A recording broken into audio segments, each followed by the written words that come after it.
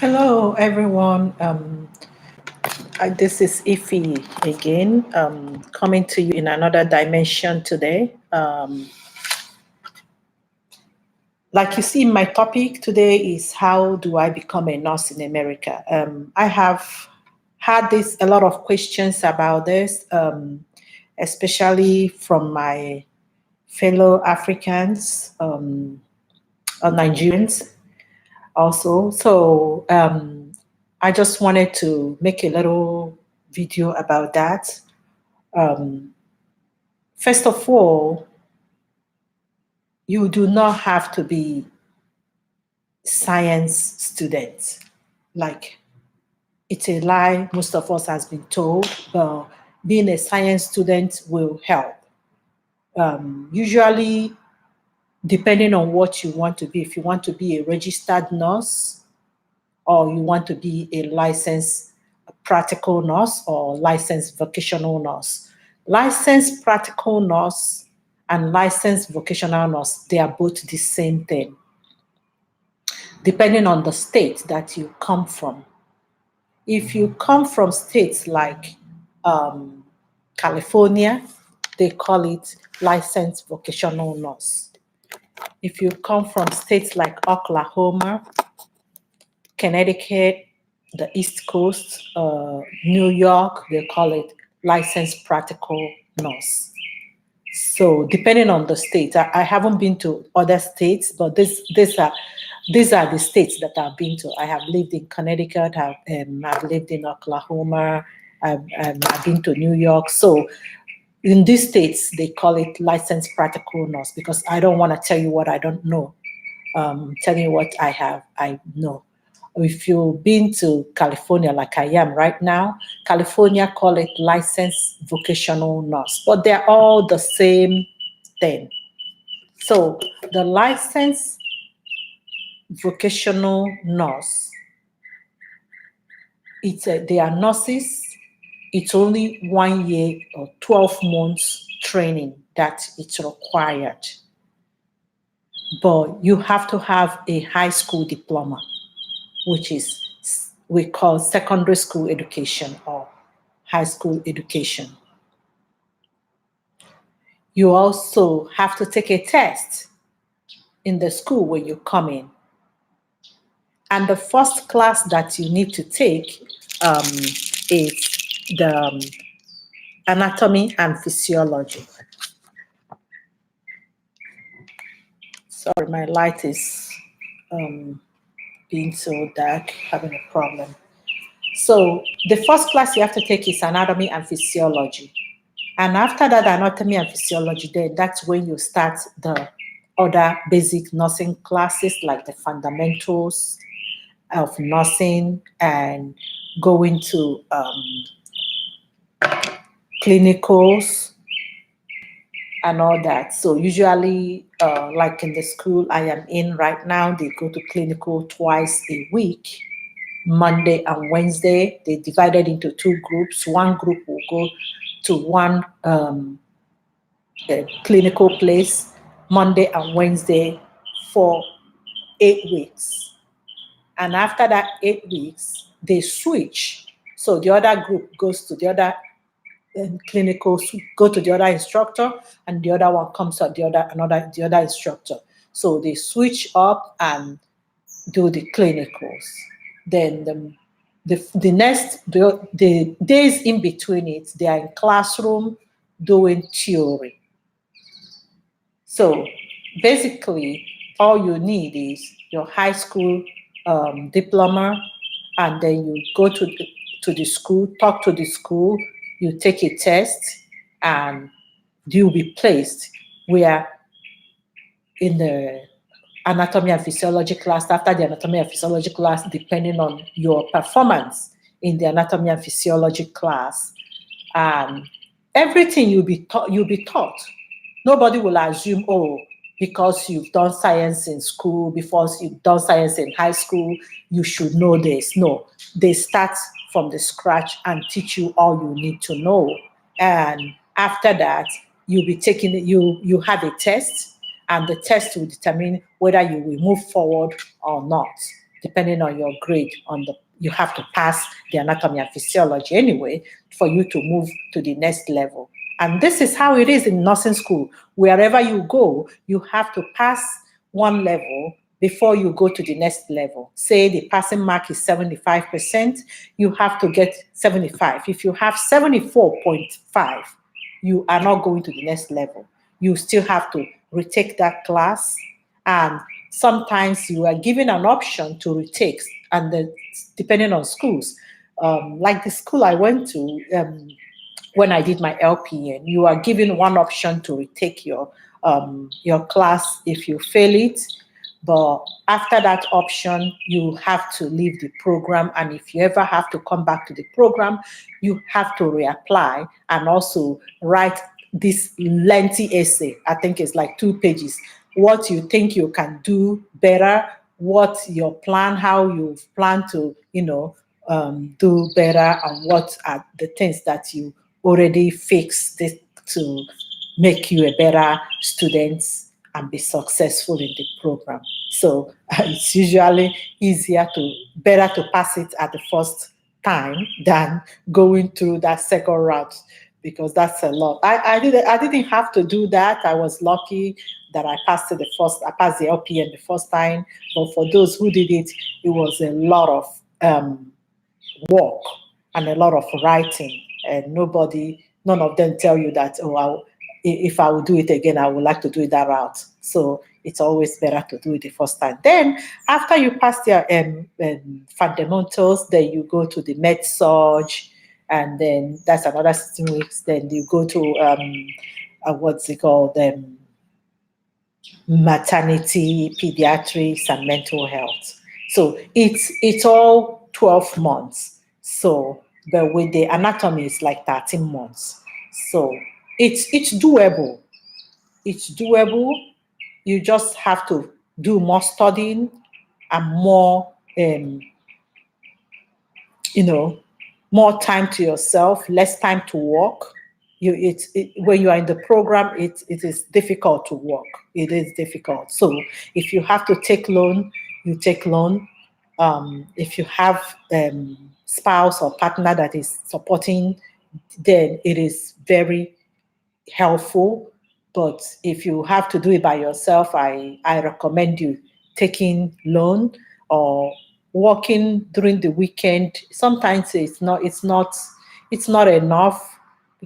You still need some help, some student loan, something out there for you to be successful. Because if you weekends, there are so many assignments to write, you have so many care plan, you have tests like every week that you have to take a test. So you are forced to study because you don't want to fail. So, and that is for LVN. So, and for the RM program, if you have to do the RM program, you also, it's done in community colleges or universities. So depending, we have two kinds of RN. The RN that has the ADN, the Associate Diploma in Nursing, and then we also have the RN that have Bachelors of Science in Nursing. So they are all have to take the NCLEX. The NCLEX is a joint exam that everybody takes after you finish any program, depending on not minding wherever you did your program, you did your nursing, whether you did it in the ADM program or you did it in the in the BSN program or in the university. So you still have to take the NCLEX. The LPN, the same applies to them. When you finish your LPN or the LVN, you also have to take the NCLEX. And without the NCLEX test, without passing the NCLEX test, you are not a nurse. No hospital or nursing home or clinic will allow you to practice as a nurse if you did not pass the NCLEX exam. So if you say, oh, I graduated from the school and I passed all my classes, yes, true and good. It's only a prerequisite to your taking the final test, which is the board exam, we call the NCLEX exam. So you have to pass the NCLEX exam to be called an RN. You can be called a BSN. You have that privilege of writing BSN, Bachelor's of Nursing, after you graduate from university, or ADN. So you have that privilege of writing that behind your name, but you still do not have the privilege of writing the RN behind your name until you take the NCLEX exam and pass it. So when you take the NCLEX exam and pass it, that's when you have the privilege of using that word RN or LVN, because the LVNs cannot even write it. You can write vocational nurse while you're in school, student vocational nurse, which most of them sign in the medication. If you give medication, you sign like student medicational nurse, SVN, but you cannot write LVN, licensed vocational nurse, because you're not licensed yet. It's only after you take the NCLEX exam that is when you are licensed, and that's when you are qualified to write that. So going back to where I stopped. So as an RN, you have to take what is called the prerequisites. So you go to the school, they have a placement test, and this placement test comprises of English and the mathematics. So usually it's not a pass or fail exam. The placement test helps them to place you in which part of the English you are, to see where you are, because especially those people of us that has English as a second language, who comes from other countries that speak like French. People in Nigeria, we don't have English as a second language. Like I told them, English is the first language for us, because we speak English in the market, we speak English in school, we speak English everywhere we go, because we have multi language in Nigeria. Therefore, with the only means of communication, it's English. But some people argue that with me, that the first language I spoke is for my mother tongue, but that's okay. So I group all of them. So most people from Nigeria do very good in this test because we already have English in our vocabulary or in our day-to-day life. So some people don't do very well. So some of them start with English as a second language. So and then they progress. There are other English. After that, they do the other one, other English. I think English writing, reading and writing English or something. So depending on where you find yourself in the test, because they have a cutoff, like if you have this number or this number, this is the class you take. If you have this or this is the class you take. So the same thing applied to mathematics. So I, as a person, passed the English at first time. So I had to take just the English 101 that is required for the nursing program. But the mathematics was what I struggled a little bit with. So I started with the intermediate algebra before I was allowed to take the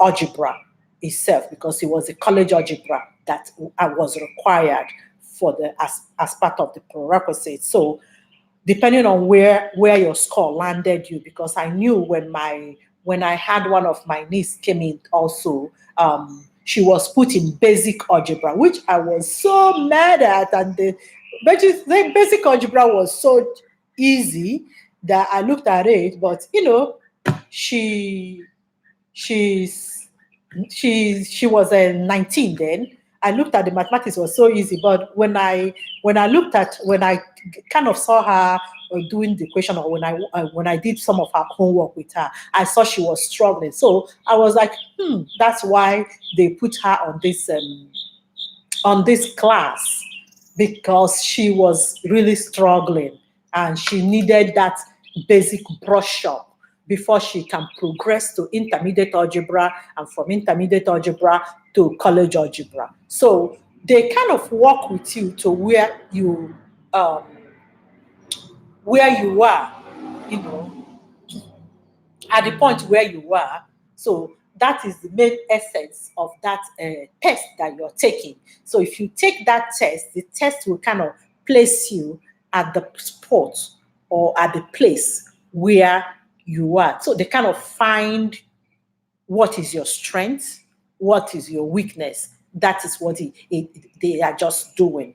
So and then they call other prerequisites you have to take. So you, like I said, the English, you get English 101. Then after you pass that, then you can take English 102, which is Comp 1, Comp 2, commonly known as Comp 1, Comp 2. Then you have the government, American government, American history. You have the introduction to psychology, developmental psychology. Then you have sociology. There is anatomy and physiology. There is biology. But you have, so all those things. So like before you take, you're allowed to take anatomy and physiology, you have to pass something like biology first before you can take the anatomy and physiology. And before you can be allowed to take chemistry, you have to pass the college algebra before you can take chemistry. It's just the introduction to chemistry or basic, the principles of chemistry is the elementary part of it.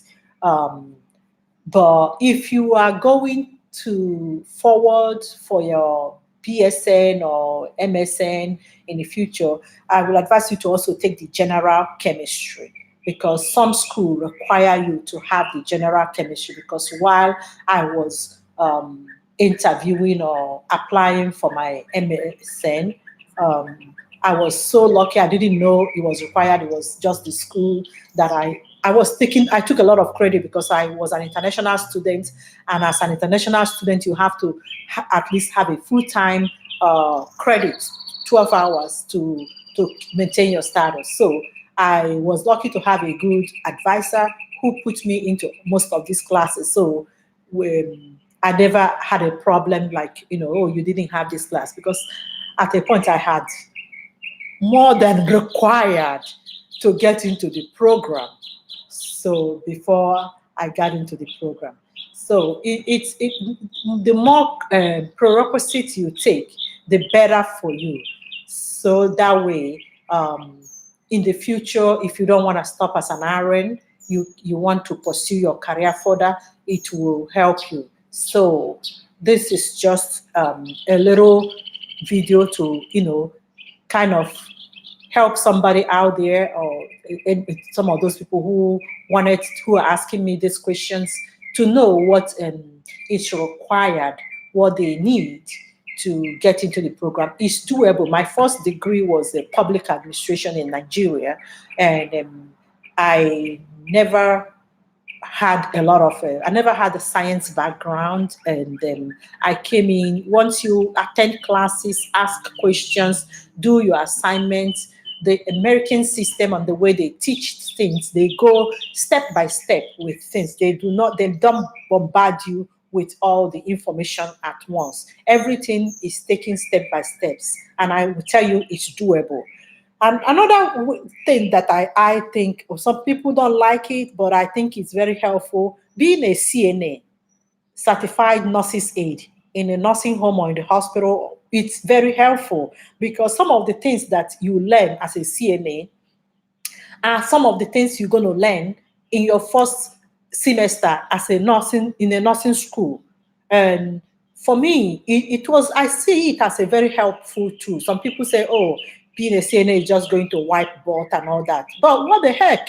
We wipe butt as a nurse anyway. I can't say my patient needs to get to the bathroom. Oh, my CNA is not there. Oh, wait until my CNA gets here. Oh, I gotta get up and do it. So the first thing you have to ask yourself is, am I ready for this? Is this profession for me? Because honestly, nursing is not for everybody. Just like everything in life, there are some people who will tell you, I can never wipe anybody's butt.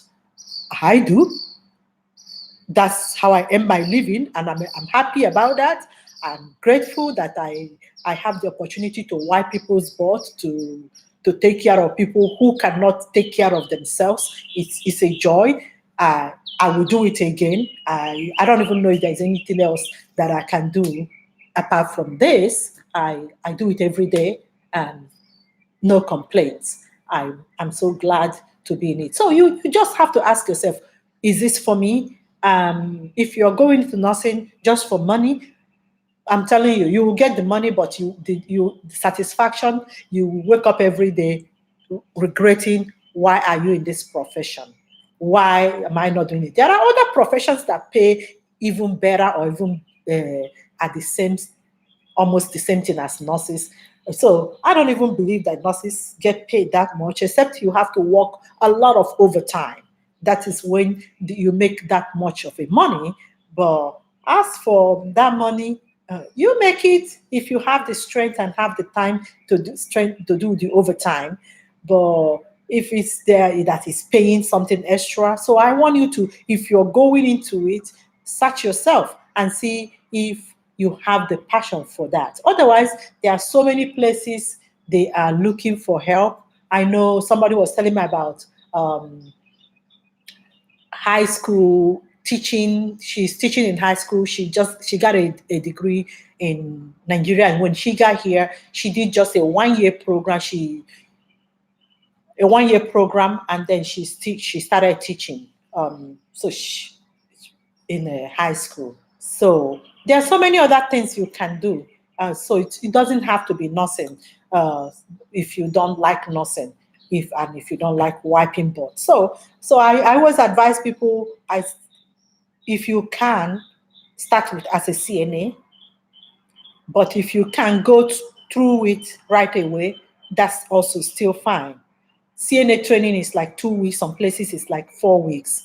So it's a short amount of time. Then even while you're doing it, you hear some terminologies, you hear some stuff, you see how things are done, then you watch the nurses. To me, I think it was very helpful. I worked night shift as a CNA, and I have a nurse that I always ask her so many questions because I was so skeptical, so scared.